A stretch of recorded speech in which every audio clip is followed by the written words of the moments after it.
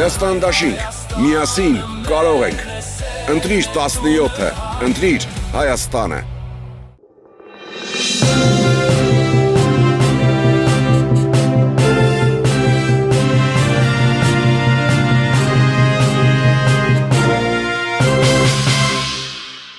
Բարև ձեզ արգելի հեռուստատողներ, մենք շարունակում ենք կարևորագույն թեմաների քննարկումները, այսպես ես զրուցել եմ քաղաքագետ Երվանդ Բոզյանից, շնորհակալ եմ պարոն Բոզյան, մեր հավելն ընդունել համար։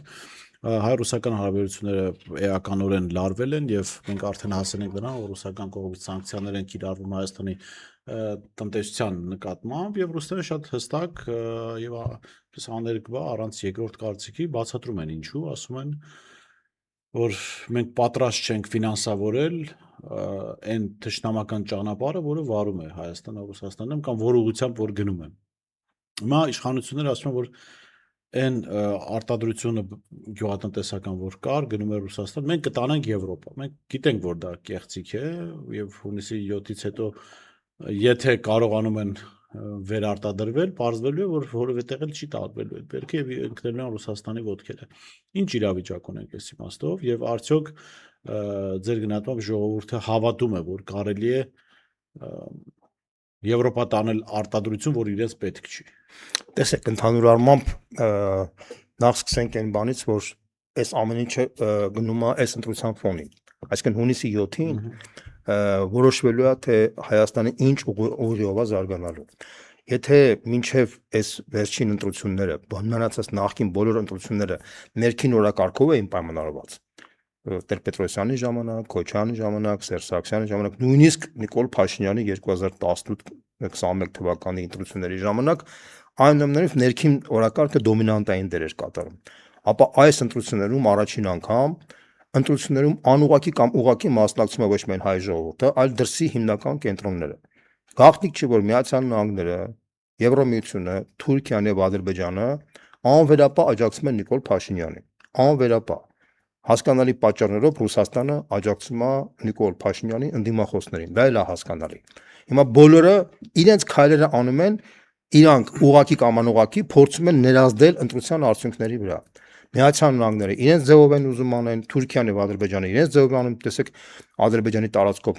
վարելիք է գալիս, չգիտեմ, հացահատիկ է գալիս եւ այլն, հա, Եվրոմիությունը ինչ որ աջակցություններ է անում, Ռուսաստանը իրենց քայլերն է անում։ Շատ տրամաբանական, այսինքն փաստացի կարելի ասել առաջին անգամ այսօրվա իշխանություններին հաջողվեց Հայաստանը դարձնել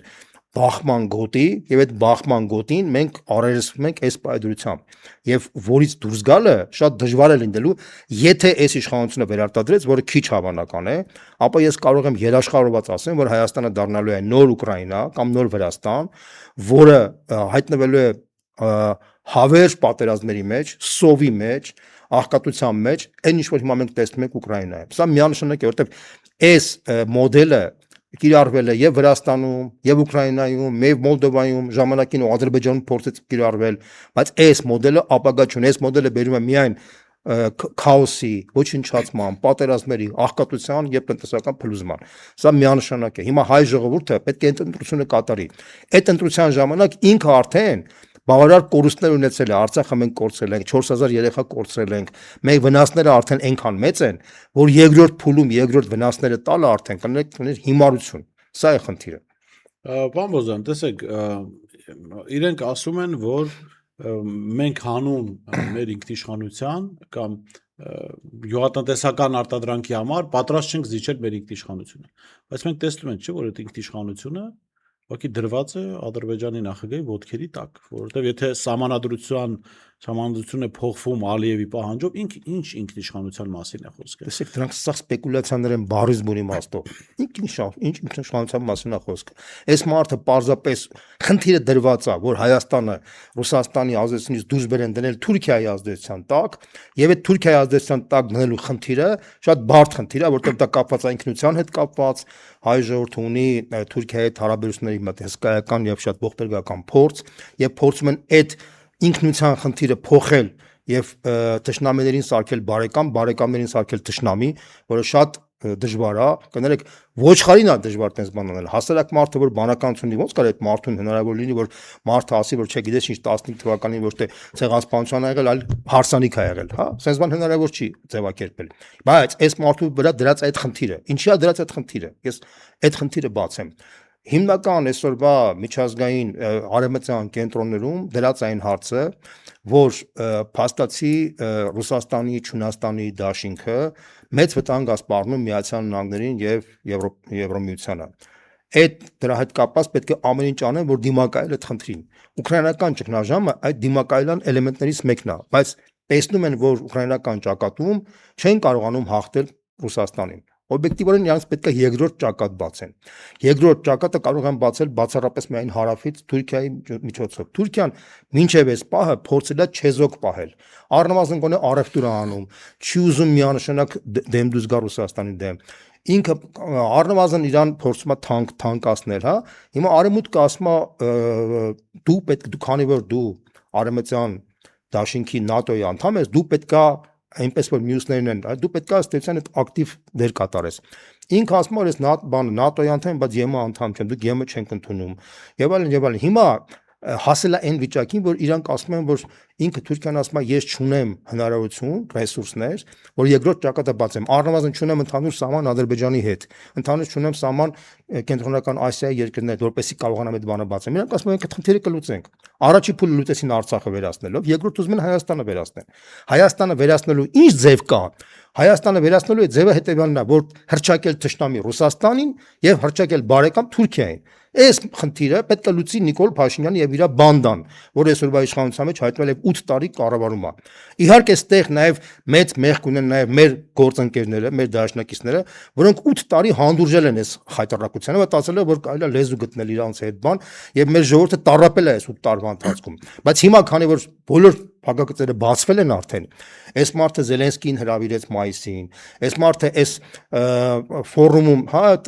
Մակրոնի գլխավորությամբ ֆորումում հակառուսական ըստ էության իրեն դրսևորեց, որ ինքը փաստացի հակառուսական դաշինքի ամենաակտիվ էլեմենտներից մեկն է, եւ ըստ էության ռուսները հասկացան, որ այս մարդը վերջնարդյունքում արդեն ֆինիշնի ավարտին է մոտենում այդ ջրբաժանի խնդիրը։ Դրանով ռուսները հասկանում են, որ ասենց, հա, այլ արդեն այսպես ասած սիլիբիլի անելու ժամանակը չկա։ Ցավոք սրտի էդի երկար ժամանակ այդ տանում էին այդ քաղաքականությունը, որից տուժվեց եւ հայ ժողովուրդը եւ իրանք տուժվեցին, այդ իրանք տուժվել են նաեւ Ուկրաինայի ուղղությամբ, Վրաստանի ուղղությամբ, բայց դե իրանց խնդիրն է, ես մեր խնդիրի մասին եմ ասում։ Հիմա ի վերջո բոլորի համար պարզ է դարձել, թե այս մարդը ով է եւ իր այդ թիմը իրանց ինչ են ներկայացնում։ Սա է խնդիրը։ Տեսեք, այս ճգնաժամի ֆոնին ընտրություններից առաջ Փաշինյանը զրուցում է Էրդողանի հետ։ Ակնհայտ է, որ աջակցություն է խնդրում։ Ինչով կարող է օգնել Էրդողանը Փաշինյանին։ Տեսեք, սա ավելի շուտ ոչ թե Էրդողանը կարող է օգնել Փաշինյանին, այլ Էրդողանը, այսպես ասած, ճիշտ է, ֆորմալ իմաստով Փաշինյանն է զանգահազել Էրդողանի շնորհիվ Ղուրբան Բայրամով, բայց մեծ հաշվով, այսպես ասած, Էրդողանը փորձում է հետևյալ խնդիրը լուծել, որ եթե իրենց կարծիքով Փաշինյանը վերարտադրվի, իրենք փորձել են ցույց տալ, որ այդ վերարտադրության մեջ իրանք մեծ ազդեցություն ունեն։ Այսինքն հետագայում կարողանան փայ պահանջեն, ինչպես որ 21 թվականին դա եղավ։ Ինչպես հիշում եք 21 թվականի ընտրություններից առաջ Հայաստանի գլխի շտաբի հայտարարությամբ իրանք հակազդեցին եւ փայ ստացան 21 թվականի ընտրություններից հետո։ Հիմա ուզում են երկրորդ փայ ստանալ։ Իդեպ հիշեցնեմ, որ հունիսի 7-ի ընտրություններից ընդամենը 11 օր անց Օրդուբադում արևմտյան ադրբեջանցիների երրորդ կոնֆերանսն է լինելու, որտեղ քննարկվելու է Հայաստանի վերադարձի խնդիրը։ Առաջի կոնֆերանսն եղել է 2025 թվականի մայիսին Անկարայում, երկրորդը անցյալ տարվա դեկտեմբերի 5-ին, հիմա արդեն այսպես ասած հունիսի 18-ին, որտեղ Իլհամ Ալիևը արդեն հրապարակավ հայտարարում է, որ առանց ադրբեջանցիների վերադարձի Հայաստան տարածաշրջանում խաղաղություն չի լինելու։ Այսինքն սա արդեն ճիշտ է պաշտոնական նախապայմանի մեջ չկա, բայց հերթին կանգնած է, որ ընտրվելուց հետո լինի արդեն պաշտոնական նախապայման։ Ու հիշեցնել, որ այդ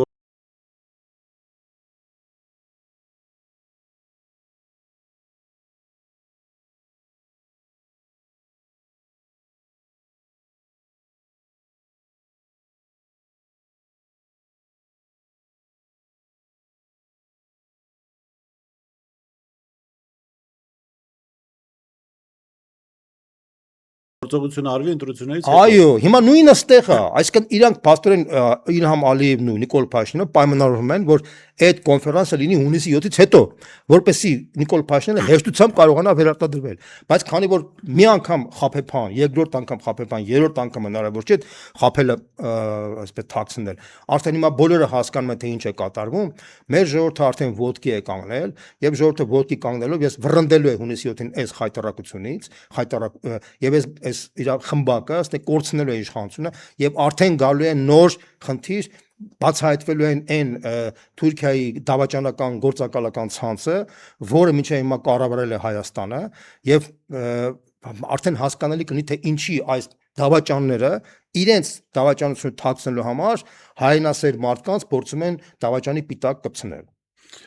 Իդեպ կա կարծիք, որ անգամ պարտվելու դեպքում իշխանություն չի տալու Նիկոլ Փաշինյանը։ Որի ջան, ես քեզ մի բան ասեմ, ուրեմն մարտի 1-ի պատրաստ է։ Տեսեք, ես այդ հարցին պատասխանեմ, ընդհանուր առմամբ ժամանակից աշխարհում, ինչպես է նախկինում իշխանության լեգիտիմությունը պայմանավորված էր թագավորական տոհմերի ժառանգության հետ, այսինքն թագավորական տոհմի եթե ժառանգես, դու կդառնաս, դե իշխանության լեգիտիմությունը այդպես է ձևավորված։ Եթե դու թագավորի ժառանգն ես, դու ես դառնում թագավոր եւ դառնում է լեգիտիմ իշխանություն, որից հետո արդեն եկան նոր լեգիտիմության բաներ։ Այնտեղ արդեն կոմունիստական լեգիտիմություն կար, դեմոկրատիայի, այսօրվա ժամանակից աշխարհի միակ եւ գլխավոր լեգիտիմությունը իշխանության դա ընտրություններն են։ Այդ ընտրությունների արդյունքները վերջնական են եւ ըստ էության քննարկման չեն լինելու։ Իհարկե, այս մարդը փորձելու է դիմակայել, ինչ որ պրովոկացիաներ կանի, դժվարություններ կանի, կարող է ինչ որ վատ բաներ անի ժողովրդին, պետությանը, բայց մեծ հաշվով արդեն չի կարողանալու խոչընդոտել, որ ընտրական քվեն արդյունքները արդեն կյանքի կոչվեն, որովհետեւ այս ժամանակից աշխարհում իշխանության հիմնական եւ գլխավոր աղբյուրը դա ժողովուրդն է։ Շատ լավ, իսկ այդ առումով ինչ պատկեր ունենք, այսինքն տարբեր հարցումներ ցույց են տալիս, այսօր նաև իմ Telegram ալիքում ես հրապարակել եմ տվյալներ, որոնք ինձ փոխանցել են ՔՓ-ի շտաբից, քաղաքացիական պայմանագիր, պատկերը այսպեսին է, 32.5 քաղաքացիական պայմանագիր, հավաքական ընդդիմություն 44.8 եւ մոտավորապես 20-22% փոշիացում։ Մոտավորապես այդ պատկերը համապատասխանում իրականությանը, որտեղ մենք էլ ունենք մեր տվյալները, մենք էլ տարբեր այս պայմանությամբ բոլոր շտաբերում հարցումներ են անցկացնում, նաև իշխանության դիմադիր, չեզոք, միջազգային կառույցները, մենք բոլոր տեղերից ունենք ինֆորմացիաներ եւ այդ ինֆորմացիաների պլյուս մինուսը բերում է հենց այս այսպես ասած պատկերին, որտեղ իշխանությունը որևէ շանս չունի եւ ըստեյության ինքը դրա համար տվայտանքների մեջ է, փորձում է ռեպրեսիաների քաղաքականություն տանել, տեսեք թե ինչ արեց կոնկրետ մասնարարպես Բարգավաճ Հայաստան կուսակցության ցուցակով մասնակցող Անդրանիկ Թևոնյանի նկատմամբ ամենակեղտոտ, բռի ձևով փաստացի գործ արկեցին եւ փակեցին այն ժամանակ, երբ որ բոլորի համար պարզ էր, որ Անդրանիկ Թևոնյանի Երևան քաղաքում քարոզարշավը թափանիվ է հավաքում եւ ես համոզված եմ հենց դա էր գլխավոր պատճառը, որ իրենք փորձեցին այսպես չեզոքացնել Թևոնյանին, որպեսզի ինքը չկարողանա այդ խնդիրը լուծել։ Բայց ես նույնիսկ եմ կրկնում անկախ նրանից թե ինչքանով են վնաս տվել մեր քաղաքական ուժին, թեև կասկածում եմ, բայց միևնույնն է մի բան կարող եմ ասեմ, հավաքական ընդդիմությունը իր հավաքական բանով միանշանակ ջախջախելու է այս իշխանությանը։ Իդեպ Անդրանիկ Թևոնյանի գործի մասին փորձեցին գործը կարվեց իբրև պետական դավաճանություն, լրտեսություն, ենթադրվում էր իրենց կողմից, որ դա հանրային, չգիտեմ, ֆանտաստիկ արձագանք կլինի եւ մարդիկ, չգիտեմ, երևի թե դուրս գան փողոց կամ կփորձեն, չգիտեմ, ինչ-որ գործողություններ անել։ Մի բան ակնհայտ է, որ գործը կարված է եւ հորինված է, բայց նաեւ ակնհայտ է, որ հանրությունը այսպես ուղղակի չարձագանքեց դրան որպես այսինքն իշխանության օրակարգ աջակցություն չգտավ։ Նաեւ այն պատճառով, որ հայ ժողովրդի մեծ մասը Ռուսաստանի թշնամի չի դիտարկում։ Ավելին կարող եմ ասեմ, որից երևի միգուցե այդ ինֆորմացիան չունեք, հայ հասարակության 25%-ը Նիկոլ Փաշինյանին համարում է Թուրքիայի գործակալ, պետական դավաճան։ Մեր հարցումներն են ցույց տվել 25%-ը։ Եվս 20%-ը 75%-ը Ադրբեջանի գործակալն է։ Ոչ, տեսեք, եւս 20%-ը իրեն համարում է խաբեբա, որը փաստացի պետք է անհապաղ հեռացվի, որտեղ ինքը խաբել է մեր ժողովրդին տարբեր հարցերի շուրջ։ Եվս 20%, այսինքն մինչև 65%-ը իրենք արդեն են տատամող զանգվածներ, որ ասում է, որ մենք արդեն հոգնել ենք այս մարդուց եւ ինքը պետք է հեռանա։ Այսինքն հասարակության 65%-ը պահանջում է, որ ինքը հեռանա, որից 20 մնա իսկ ընդհանուր ժողովրդի 25%-ը իրեն համարում է Թուրքիայի գործակալ։ Ուղղակի է գործակալ համարում։ Հիմա այդ մարդը երբ որ գործակալ է համարում այդ ուրիշ մարդու, որը ըստ էության իր գործունեության արդյունքում հայնասիրական դրսևորումներով է հանդես եկել, ոչ մի բան չար, ինքը միայն Հայաստանի շահերի, ինքը հայ-ռուսական հարաբերությունների ամբրամբատման կողմնակից է եղել, մերժել է այս իշխանության քաղաքականությունը Թուրքիայի Ադրբեջանի մասով, այդ շատ հասկանալ է, բայց այդ բանով գործում են նաև մնացած բոլոր ազդեցիկ քաղաքական ուժերը։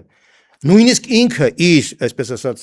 ֆորմալ իմաստով ԿՊ-ն, ֆորմալ իմաստով ոչ ԵԱՏՄ-ից է դուրս եկել, ոչ ՀԱՊԿ-ից է դուրս եկել, ֆորմալ իմաստով ինքը, այսպես ասած, այդ նույն ինքն է, այսինքն այս իմաստով այնքան շինծու այդ գործը, որ տակը հիմք չկա։ Տեսեք, Հայաստանում վերջին 30 տարվա ընթացքում, երբ որ մարդկանց վրա գործեր են կարում, ասենք եթե մարդը նախքին բիզնեսմեն է, կարում է, որ ինքը հարկեր չի վճարել կամ չգիտեմ ինչ, եթե նախքին պաշտոնյա եղել, ինչ-որ կոռուպցիայի գործ են բցնում, ինչ-որ թալանի բանի, չէ, ասենք տենց, կամ ասենք ինչ-որ մարտի 1-ի կամ չգիտեմ ինչ-որ հոկտեմբերի, այսինքն նման տիպի գործ, հիմա քանի որ իրա վրա ոչ մի գործ չկա, ինքը ոչ պաշտոնյա է եղել, ոչ էլ բիզնեսմեն է եղել, իրանք չէին կարող ինչ-որ մի հատ ուրիշ գործ կարեին, վերացական փորձել են, կարող էին ասել, որ ինքը, այսպես ասած, Հնդկաստանից դեպի Չինաստան թունել է կառուցել, բայց քանի որ դա էլ հնարավոր չի, ձևակերպել են, որ 24 թվականին, ուշադրություն 24 թվականին փակ նիստից ինչ որ ինֆորմացիա է տվել, ինչ որ դուրս։ Այդ փակ նիստել է դեմարկացիայի, դելիմիտացիայի խնդիրների, որը բոլորը գիտեին, ցավոք Հայաստանում արդեն գաղտնի ինֆորմացիա, բազմում դա գաղտնի նիշ է, փակ նիստ է եղել, ինքն էլ ժամանակ ազգային ժողովի պատգամավոր չի եղել։ Հիմա 24 թվականին իրանք իմացել են, 2 տարի սպասել են, փորձել են հասկանալ, թե ինչ է, ինչ չի։ Հիմա վիդիցելի ընտրություններից ընդամենը 2 շաբաթ առաջ հիշել են, այսինքն կներեք, քանի ոչխար կա, որ կհավատա այդ վարկասին։ Ես համոզված եմ իրենց շրջանակների ճնշող մեծամասնություն չեն հավատում։ Իդեպ ասեմ, որ երբ որ այդ խնդիրը քննարկվում է, ասենք օրինակ ես մի օրինակ բերեմ, որ դուք պատկերացնեք, կարող է ձեզ հայտարարեն, որ դուք ասենք օրինակ Սլովակիայի լրտես եք, Հետո ասենք, որ ասեն, լավ որ Սլովակիայի լրտես եք, որ ասեք, բայց հիմքը ո՞րն է, կասեն պետական գաղտնիք է, քննարկենք։ Մենք ունենք օպերատիվ ինֆորմացիա, որ դուք Սլովակիայի լրտես եք, բայց չենք բացահայտում դա պետական գաղտնիք է, բայց պետք է ձերբակալենք։ Դատարանն ասում է, դե քանի որ վերևից ասում են, անանենք, դատախազած որ քանի որ Բոզան միտք տվեցիք իր ապանին, գոնե մի նորմալ երկրի անուն տայք օրինակ։ Ես Բորիս ջան, ես մի բան ասեմ, այդ դու վատմից գա, որտեվ հիմա բազմաթիվ երկրներ կան, որի բանը հատուկ ծառայությունների բանը գործակալներ կարող են հայտարարվեն, բայց ես համոզված եմ, որ այդտենց վտանգ չի սպառնա, որտեվ հունիսի 7-ին իրական դավաճանները հեռանալու են իշխանությունից եւ իսկապես Հայաստանի նոր էջ է բացելու զարգացման ազգային համաձայնության համակարգում։ Դուք ասում եք դավաճաններ, ես ձեզ հետ համաձայն եմ այդ իմաստով, բայց եթե մարդիկ դավաճաններ են, եթե ծրագիր են իրականացնում, ինչի պիտի ընտրության արդյունքով թողեն ու այսպես ասած դե լավ, ժողովուրդ ջան, եթե մեզ չեք ընտրում, են գնացին։ Տեսեք, որովհետեւ ցանկացած որովհետեւ ծրագիրը կիսատ է, չէ՞ մնալու ինչ ցանկացած վատ բան ունի սահմանափակ հնարավորություն կյանքի կոչվելու ցանկացած վատ բան տեսեք օրինակ տենց որն Սադամ Հուսեյնը երբևիցե պետք է չհեռանար իշխանությունից կամ չկախվեր կամ ասենք չգիտեմ Մուամմար Կադաֆին պետք է չպարտվեր կամ Սահակաշվիլին պետք է չպարտվեր Սահակաշվիլին չէ ուզում որ պահեր իշխանությունը հսկայական սաղ պետական ռեսուրս իր ձեռի տակ էր իդեալի տարբերություն է Փաշինյանի ինքը ինչ որ դրական բաներ է Վրաստանի համար բայց հսկայական ազդեցություններ հսկայական բաներ բայց պարտվեց եւ ինքը հեռացավ այսինքն մեծ հաշվով ընտրությունը դա այն կետն է, որտեղ աշխարհը չի կարող արդեն հայտարարել, որ գիտես ինչ, չէ, ընտրությունով պետք է չլինի, եթե ընտրությունով պետք է չլինի, բա ինչով պետք է լինի։ Ֆոն դեր Լայենի գեղեցիկ աչքերի կամ չգիտեմ Կալասի կամ Մակրոնի ժպիտը, ես ուզում ասեմ, որ չկա նման ուրիշ մեթոդիկա չկա իշխանությունը լեգիտիմ ճանաչելու կամ չճանաչելու, սա է խնդիրը։ Հասկանալի է, իշխանությունները կարծում եք հասկանում են, որ չեն կարող այլ ճանապարհով գնալ։ Այո։ Բայց ինչու են այդքան ագրեսիվ հիմա։ Ես համոզված եմ, որ դիմադիրների են ծեծում, ես ասեմ ձեզ, իրենք բոլոր իշխանություններն այդպես են պահել։ Հիշեք Սահակաշվիլի իշխանությունը ինչ էր անում, երբ որ ինքը պետք է պարտվեր։ Ցանկացած իշխանություն փրփուրներից է կախվում։ Փորձում է այսպես ասած դիմակայել։ Հետո որ տեսնում է որ պարտվում է, սկսում է ճողոպրել։ ասենք Սաակաշվիլին ճողոպրեց, իր որ մի մասը ճողոպրեց, մի մասը նստած բանտ։ Հիմա նույնը ստեղ է կատարվելու։ Այս մարդիկ փրփուրներից կախվելով ամեն ինչ փորձելու են անել, բռնելու են մարդկանց, բանը կեղծ մեղադրանքներ ներկայացնելու, բանն անելու, բոլոր վատ բաները անելու։ Հետո տեսնել են, որ չի ստացվում, մի մասը ճողոպրելու է, առավել են մասին, որ տեսնում են, որ շատ մեծ կեղտի մեջ են։ Մի մասը փորձել է լեզու գտնել, մի մասն էլ չի կարողանալու ոչ այն ոչ անել, հայտնվել է համապատասխան տեղ։ Սա է խնդիրը։ Չկա այլ տարբերակ։ Ուրիշ տարբերակ չկա, որտեղ որի ջան կներես Հայաստանի Հանրապետությունում բանականություն ունեցող Homo sapiens-ի ներկայացուցիչներ են ապրում։ Վիրավորական կլինի մարդկանց ոչխարի տեղ դնել։ Դեք sense մի ձևակերպում կա, կարելի է ամբողջ ժողովրդին խաբել կարճ ժամանակահատվածում։ Կարելի է մի փոքր ժողովրդին փոքրամասն հավերժորեն խաբել, բայց ամբողջ ժողովրդին հավերժորեն խաբել հնարավոր չի։ Այս մարդը բոլոր հարցերում է խաբել։ Խաբել է Արցախի հետ կապված, խաբել է խաղաղության պատերազմի հետ կապված, խաբել է հայ-ռուսական, հաշվում եք, ասում եք, լավագույն ամենալավ հարաբերությունները ես եմ 200 անգամ զանգահարել եմ Պուտինի հետ։ Հիմա այս մարդը բոլոր հարցերում է խաբել։ Բոլոր հարցերում չկա այլ հարց, որ խաբած չլինի։ Հիմա վերջը մնացել է արդեն այս ադրբեջանցիների վերադարձիկն այս մարդիկ արդեն հասկացել են, որ այս մարդը պրոֆեսիոնալ խաբեբա է։ Նույնիսկ եթե վաղը ինքը ճիշտ բան ուզենա ասի, ել ոչ մեկ չի հավատալու։ Սա է խնդիրը։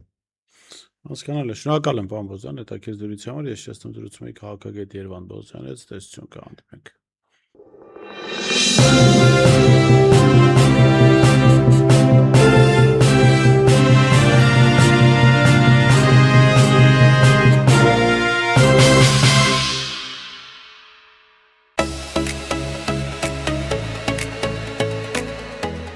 Հետևիր սրտիդ ձայնին, այն քեզ ուզում է տանել անհայտ հեռուներ, վայելիր աշխարհի ճգնաղ քաղաքներն ու արևոտ լողափերը նոր զգացողություններով, նոր համերով։ 2026-ը թող լինի հույսերի, մոտիվացիայի, նպատակների իրագործման տարի։ Եվ հիշեք, ամեն ինչ սկսվում է մեկ որոշումից։ Նոր տարին գալիս է նոր հնարավորություններով ու արկածներով։ Քո հաջորդ արկածը մեկ թռիչքի հեռավորության վրա է։ Travel with M 095 89 20 48